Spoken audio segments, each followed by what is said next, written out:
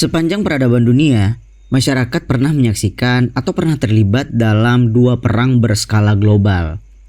Perang Dunia Pertama berlangsung antara tahun 1914 sampai 1918. Perang Dunia Kedua itu terjadi 25 tahun berselang, yaitu antara tahun 1939 hingga 1945. Kita tahu setelah itu terjadi perang dingin antara blok barat dan blok timur. Lalu Soviet runtuh pada akhir tahun 1991. Kini dunia bergerak ke arah yang relatif damai. Dan meskipun tetap ada perang, skalanya tuh nggak sebesar dan sehoror perang dunia. Tapi kemudian muncul pertanyaan, mungkinkah kita menjadi saksi perang dunia ketiga? Tentu saja kita tidak bisa menutup kemungkinan itu. Menurut para ahli, jika perang itu benar-benar terjadi, tidak akan ada pihak yang selamat. Populasi dunia akan lenyap. Kenapa? Sebab konfliknya akan berbentuk perang nuklir. Semuanya tetap tergantung situasi politik, sosial, dan ekonomi.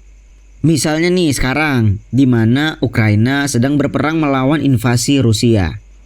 Rusia adalah salah satu negara yang memiliki senjata nuklir. Kini posisi mereka tuh sedang terdesak banget nih.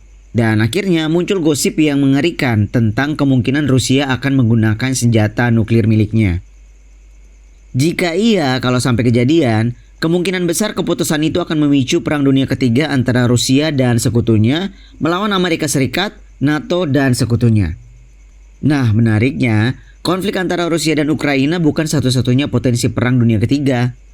Dulu di era perang dingin, potensi itu sempat muncul beberapa kali. Salah satunya yang terjadi pada tahun 1983. Insiden ini berkaitan dengan seorang pengawas keamanan udara Uni Soviet yang bernama Stanislav Petrov.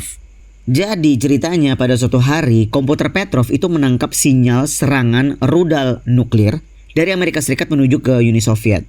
Jika sinyal itu benar, Soviet itu akan meluncurkan serangan yang sama dan perang dunia ketiga pun tidak bisa terhindarkan.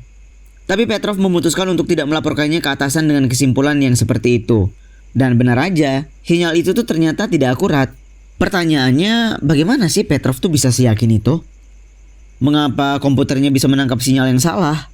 Dan bagaimana nasibnya pasca insiden yang menegangkan itu? Simak selengkapnya, masih di Persami, Perkemahan Selasa Misteri. Persami bukan jurnalisme data. Persami juga bukan jurnalisme investigasi. Persami adalah jurnalisme yang bukan-bukan.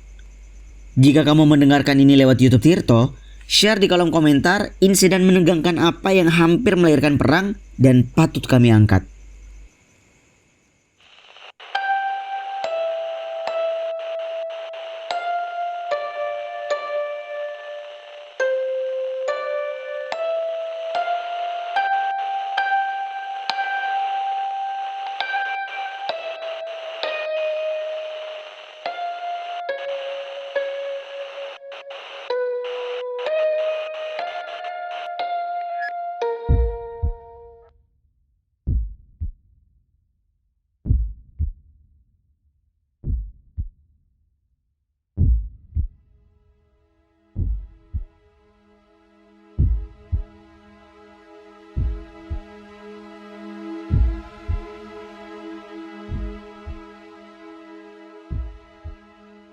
Nama lengkapnya Stanislav Yevgrafovich Petrov.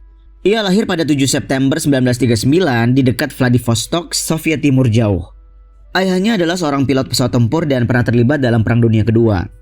Maka wajar jika Petrov ingin mengikuti jejak ayahnya. Ia mendaftar di Akademi Teknik Penerbangan Militer Kiev yang sekarang berlokasi di Ukraina. Setelah lulus pada tahun 1972, Petrov bergabung bersama dengan pasukan pertahanan udara Soviet. Tapi tugasnya bukan bertarung di udara. Ia ditempatkan di sebuah organisasi yang bertugas untuk mengawasi sistem peringatan dini. Tujuan dibentuknya organisasi ini adalah untuk mendeteksi serangan rudal balistik dari negara-negara NATO, terutama dari Amerika Serikat. Ini tuh penugasan yang penting banget. Apalagi Petrov mulai bertugas di masa Perang Dingin. Oke, sekarang kita ke cerita yang menegangkan itu ya. Jadi pada tanggal 27 September 1983, Petrov sedang berjaga di komando satelit Serpukhov 15 yang terletak di dekat ibu kota Moskow. Tiba-tiba waktu dia lagi jaga, komputernya tuh menyalakan sebuah pemberitahuan. Sirenenya tuh nyala. Sebuah rudal balistik nuklir dengan jangkauan antar benua itu telah diluncurkan dan sedang dalam perjalanan menuju wilayah Soviet. Dari mana sih roket itu berasal? Yap, dari Amerika Serikat. Petrov berusaha untuk meyakinkan dirinya bahwa ia tidak sedang bermimpi. Tapi 1 menit kemudian, sirine itu berbunyi lagi. Itu tuh tanda bahwa rudal kedua tuh juga sedang meluncur. Tak lama kemudian, rudal ketiga, keempat, dan kelima tuh juga sudah diluncurkan. Oke, this is not a dream. Ini tuh bukan mimpi. Petrov berusaha untuk tenang nih, dia berusaha untuk chill. Ia menyalakan sebatang rokok dan menghisapnya dalam-dalam. Lalu ia berpikir, tanda peringatan seperti ini barangkali sudah sering terjadi. Tapi toh tidak pernah menjadi serangan militer sungguhan. Cuma ya Petrov tidak bisa yakin 100%. Bagaimana jika yang ia hadapi itu benar-benar sebuah serangan? Petrov tiba-tiba tersadar. Nasib negaranya dan bahkan dunia sedang ada di genggaman tangannya. Petrov pernah menceritakan pengalaman ini kepada BBC. Katanya, tidak ada peraturan yang rinci tentang berapa lama ia diizinkan untuk berpikir, mempertimbangkan keputusan, lalu melapor ke atasannya. Di satu sisi, dia tuh tahu bahwa setiap detik tuh berharga banget. Tapi di sisi lain, dia tuh gak pengen buat laporan yang keliru. Petrov kemudian memutuskan untuk menghubungi pengawas lain di markas yang berbeda. Ia bertanya, apakah komputer mereka juga menangkap sinyal serangan dari Amerika Serikat? Lalu mereka menjawab, tidak. Oke. Terus, apakah Petrov lega mendengar jawaban itu? Oh, tentu saja belum. Masalahnya, pengawas yang ia hubungi itu sebenarnya hanya berstatus sebagai pembantu. Tugas mereka itu hanya memberikan saran, atau second opinion jika kita meminjam istilah dari dunia kedokteran. Protokolnya itu jelas bahwa keputusan akhir tetap ada di tangan Petrov. Akhirnya setelah berpikir keras, Petrov memutuskan untuk menelpon komandannya. Namun Petrov tuh gak lapor kalau Amerika Serikat secara resmi telah mendeklarasikan perang terhadap Uni Soviet. Ia justru menginformasikan bahwa telah terjadi kesalahan sistem pemantau satelit. Loh, kenapa kayak gitu? Pertama, menurut Petrov, jika Amerika benar-benar ingin melakukan serangan, maka mereka akan meluncurkan lebih dari 5 rudal nuklir. Kemungkinan jumlahnya akan mencapai ratusan. Lalu soal second opinion. Jika Amerika benar-benar mengirimkan rudalnya, serangan itu juga akan dikonfirmasi oleh ahli IT lain. Terakhir, Petrov tuh tahu, ia bekerja dengan memakai teknologi yang baru. Ia juga tahu kinerja sistem satelitnya tuh sempat diragukan di masa lalu. Jadi wajar aja jika kadangkala muncul error. Sekali lagi, Petrov tentu saja tidak yakin 100%. Katanya kepada BBC, keyakinannya cuma mentok di angka 50% lah. Sisanya akan ia buktikan sendiri setelah menelpon komandannya dan dalam 20 menit paling menegangkan dalam hidupnya. Ya, kalau dia salah, maka Soviet akan hancur karena tidak sempat meluncurkan serangan balasan. Ia akan dikenang sebagai orang yang menghancurkan tempat kelahirannya sendiri dan mengakibatkan jutaan orang mati.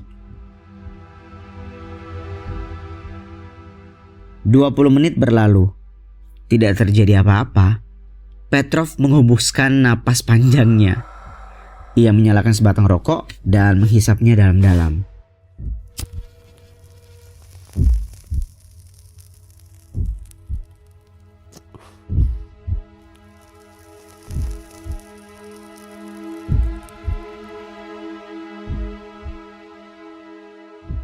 Jadi jika bukan rudal nuklir, hal apa sih yang memicu alarm di komputer Petrov menyala? Jawabannya itu baru muncul beberapa tahun setelah kejadian. Ternyata sumbernya berasal dari sebuah fenomena langka, yaitu kesejajaran sinar matahari di awan tinggi di daerah Dakota Utara, Amerika Serikat. Fenomena itu mengganggu orbit satelit Molniya milik Uni Soviet dan menghasilkan alarm palsu. Oke, pertanyaan selanjutnya, bagaimana sih nasib Petrov setelah kejadian yang menegangkan itu? Petrov menghadap atasannya. Ia dihujani banyak pertanyaan tentang keputusannya yang dianggap kontroversial. Namun, setelah Petrov menjelaskan alasannya itu, ia justru mendapatkan pujian. Jenderal Yuri Votinstev yang kemudian menjabat sebagai Komandan Unit Pertahanan Rudal Udara Soviet adalah orang pertama yang mendengar insiden tersebut. Ia berkomentar, tindakan Petrov itu udah benar dan patut dicatat. Oke, kita tentu saja mengira pasti Petrov mendapatkan penghargaan kan? Karena dia melakukan tindakan yang heroik. Jawabannya tuh enggak. Konon karena pemerintah Uni Soviet merasa malu, para ilmuwan yang membangun sistem pertahanan keamanan itu merasa mereka gagal karena kinerjanya hampir menyebabkan Perang Dunia Ketiga. Setelah insiden itu, Petrov dipindah tugaskan ke pos lain yang dianggap tidak terlalu menegangkan. Ia kemudian mengajukan pensiun dini. Kenapa sih kok dia tiba-tiba pengen pensiun? Tidak ada jawaban yang pasti. Namun ada rumor bahwa ia sengaja dipensiunkan dini karena mengalami gangguan psikologis. Menariknya, berita tentang insiden itu tidak langsung menyebar. Warga dunia baru mengetahuinya setelah keruntuhan Uni Soviet dan media-media internasional berlomba-lomba untuk mengangkat kisahnya. Gara-gara publikasi itu, nama Petrov semakin terkenal. Dan ternyata, Petrov mendapatkan sambutan yang lebih hangat dari pemerintah dan warga di luar Rusia. Pemerintah di kota San Francisco misalnya, mereka menganugerahi Petrov titel World Citizen Award dan uang senilai $1.000 sebagai pengakuan atas perannya dalam mencegah Perang Dunia Ketiga. Pemerintah Jerman, PBB, juga memberikan apresiasi yang serupa. Dalam satu wawancara, Petrov memberikan pernyataan yang menarik. Ia merasa pengalamannya adalah sebuah keberuntungan yang besar. Petrov adalah satu-satunya petugas di tim pengawasan Serpukhov 15 yang mendapatkan pendidikan sipil. Seluruh koleganya adalah tentara tulen yang diajarkan untuk mematuhi segala perintah. Oleh karena itu, Petrov percaya jika hari itu yang bertugas bukan dia, maka si pengawas akan segera mengirimkan laporan bahwa Amerika telah melakukan serangan pertama. Kasus Petrov adalah contoh bagaimana keputusan yang penting berasal dari pola pikir yang luas, yang empatik, dan tidak bisa kita pungkiri mengandung sedikit banyak keberuntungan. Saya Andri, mewakili rekan kerja yang bertugas, pamit undur diri. Sampai jumpa di Persami edisi berikutnya.